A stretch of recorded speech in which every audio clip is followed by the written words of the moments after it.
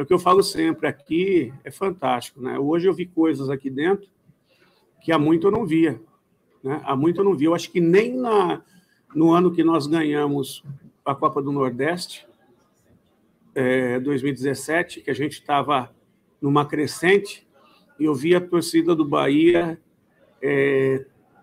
com tanta energia. Em determinado momento do jogo, estava a Fonte Nova inteira de pé, pulando e gritando, empurrando o Bahia. Eu só esquecia a música que eles cantavam. Não. Porque vamos lutaremos e ganharemos. Não. É uma. Não é. Não.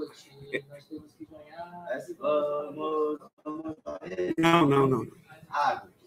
Isso aí passou.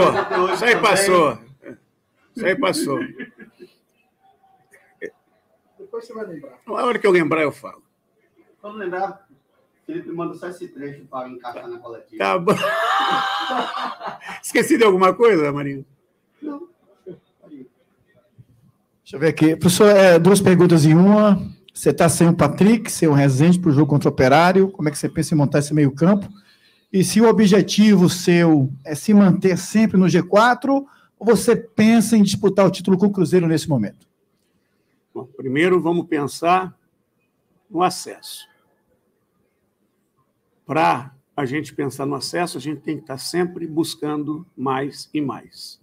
Se a gente conseguir correr mais e mais, em algum momento, nós podemos estar próximo do primeiro colocado. Né? Quanto mais a gente se distanciar do quinto, melhor. Hoje, com esse triunfo, nós abrimos 4 pontos 5 pontos do quarto do Grêmio, mais 4 pontos do quarto colocado, que é o Sport. Então, isso já é muito importante. Sport e Grêmio. Sport e Grêmio. Na próxima rodada, né? Então. E a gente vai ter um jogo dificílimo, o Operário é muito forte dentro de casa, né? E a gente tem que fazer um grande jogo fora de casa, um jogo que a gente ainda não conseguiu fazer, e a mobilização já começou. Nós temos poucos dias de recuperação, uma viagem longa, com uma logística complicada, e eles com 2 dias a mais de descanso, jogando em casa, mas esse momento não é para chorar, não é para reclamar. Esse momento é para se superar. E o Bahia vai buscar essa superação, com certeza. O meio-campo, eu não vou abrir para você, mas nós temos algumas peças e vamos tentar montar o melhor meio-campo possível dentro do que nós temos. Goto, esse foi o jogo mais difícil desse Campeonato Brasileiro para você, principalmente em casa, até pelas vitórias que o Bahia tem tido dentro de casa? Foi o jogo mais difícil? Eu acho que o jogo mais difícil foi o jogo do Criciúma. Me desculpa, por quê? Porque nós fomos muito mal, nós saímos no primeiro tempo perdendo e com um homem a menos. Então, para o segundo tempo, parecia que tudo estava terra arrasada. E a gente conseguiu reconstruir tudo em 45 minutos, mesmo com um homem a menos. Uma força muito grande do grupo, de jogadores dentro de campo e do torcedor lá fora. E hoje não foi diferente. O grupo dentro de campo e o torcedor lá fora. A diferença é que nós fizemos uma partida mais parelha. Lógico que nós jogamos com uma equipe que está aí brigando de igual para igual com a gente, que tem suas virtudes. Em alguns momentos eles conseguiram surpreender, mas não tiveram a competência de fazer, como nós em outros momentos também não tivemos a competência de fazer. E aí um detalhe a nosso favor fez toda a diferença, que foi a bola do Jacaré, né? Então isso nos traz essa alegria e essa confiança de seguir firme e forte.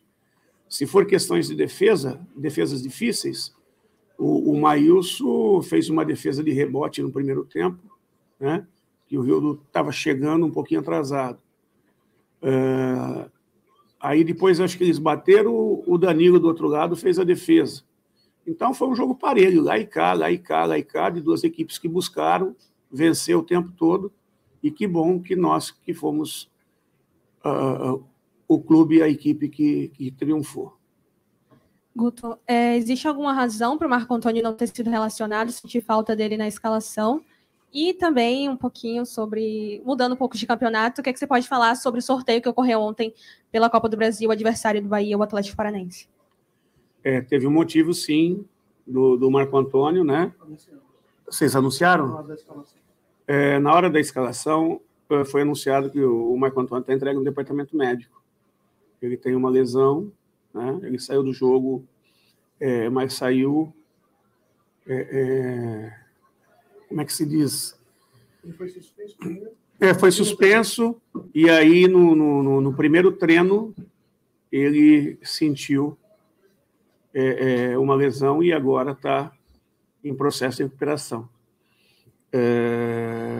Em relação ao Atlético Paranaense, eu só posso dizer o seguinte: qual equipe é fácil do sorteio? Porque não tinha como escolher ninguém. Veio o Atlético, uma equipe dificílima para se enfrentar, mas a gente tem que olhar também os nossos valores, também a nossa competência, e acreditar que a gente pode fazer uma grande fase da competição e fazer de tudo aí para passar mais essa. Respeitando muito eles, né? Guto, boa noite, parabéns pelo resultado. Aqui estou. Você perguntou, estou aqui. É o seguinte, Guto, depois do jogo contra o Tombense, você falou em ter uma conversa dura com seus jogadores a respeito do comportamento que a equipe vinha tendo. Você também citou alguns fatores positivos que a equipe vinha até criando, mas estava faltando essa efetividade. Nessa conversa dura com os jogadores, que resposta você espera já para esse jogo do Operário no sábado? A gente espera que a equipe possa ter comportamentos que a gente tem tido aqui dentro, né? E aqui dentro a gente tem sido muito forte. A gente não pode esperar a energia do nosso torcedor na arquibancada, porque nós vamos enfrentar uma energia contrária ali. Mas nós temos que ter força para superar essa pressão externa do outro clube, essa força que todo clube que joga dentro de casa tem.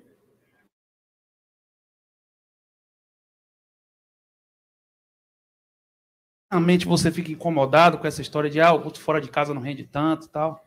Cara, sabe o que acontece? Se você pegar histórico nosso, eu não consigo enxergar isso. Por quê? Porque nas equipes que a gente transitou e montou na sequência, isso não aconteceu. Por exemplo, em 2017, nós ganhamos um monte de partidas fora e ninguém comenta nada, né? Comenta da campanha do Campeonato Brasileiro 2016, que nós tivemos que refazer a equipe. Nós trocamos o pneu com o carro andando e a gente não conseguiu achar as peças exatas para montar uma equipe forte. Uma equipe, para ter um equilíbrio, ela tem que ter jogadores de força no meio, né? Que foi o que a gente passou a ter em 2017 com o Edson, com René e Matheus, né? Quando o Matheus jogava tal. Mas principalmente com esses dois jogadores. Juninho já era um jogador mais leve. Então, na condição de segundo volante, esse jogador mais leve é difícil. O Luiz Antônio nunca foi um volante. O Luiz Antônio sempre foi o terceiro homem, eles compunham os dois a volância do Bahia. Mas por que ganhava dentro de casa? Porque dentro de casa as equipes vinham mais acuadas, o torcedor empurrava, eles vinham primeiro para se defender, para depois atacar, e o Bahia ia para cima e ganhava. Agora, fora de casa, eles ganhavam essa coragem e vinham para cima, e o Bahia tinha que ter sustentação, e não tinha, né? Esse ano nós já ganhamos algumas partidas fora de casa, poucas, sim, poucas. Agora, vamos analisar o meio-campo nosso nas partidas que a gente tem tido. né? Passa muito por isso. Por essa questão de força e como o adversário vem, né? Mas nós vamos trabalhar para melhorar isso, pode ter certeza.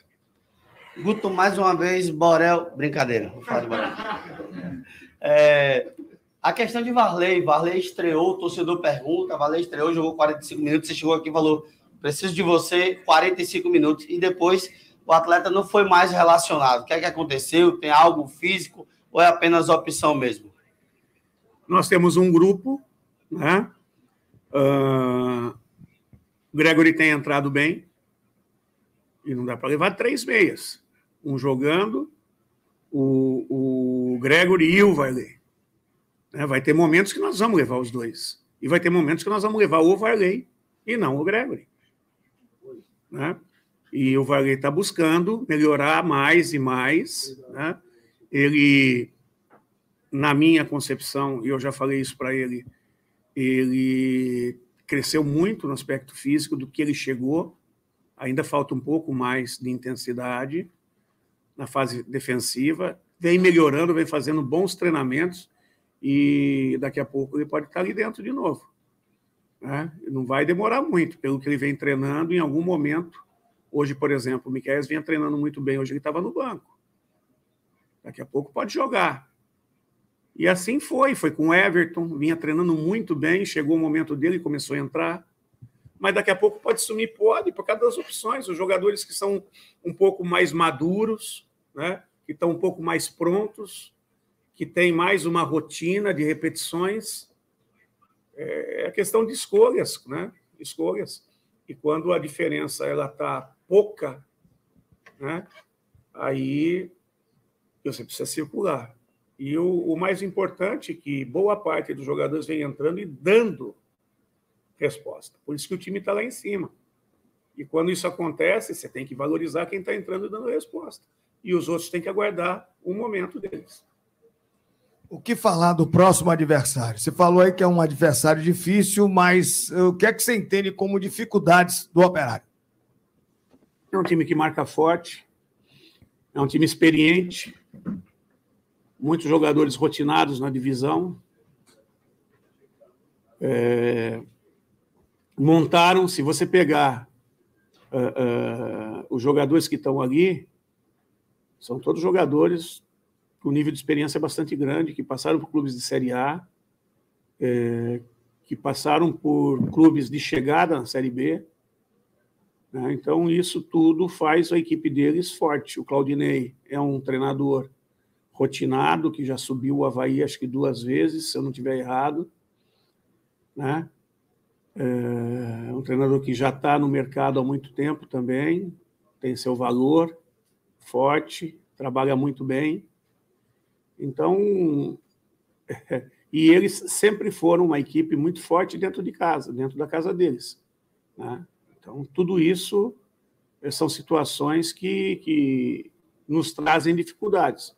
E a gente tem que passar por cima de tudo isso e fazer um jogo muito bom, nos superarmos, nos fortalecermos. Depois tem a questão que eu falo que eles jogaram próximo de casa, que eles jogaram em Campinas, uma viagem curta, e jogaram 2 dias antes da gente. E a gente tem uma viagem muito mais longa e com 2 dias a menos de descanso. Isso também faz muita diferença. Então, é em relação a isso que eu tenho colocado também.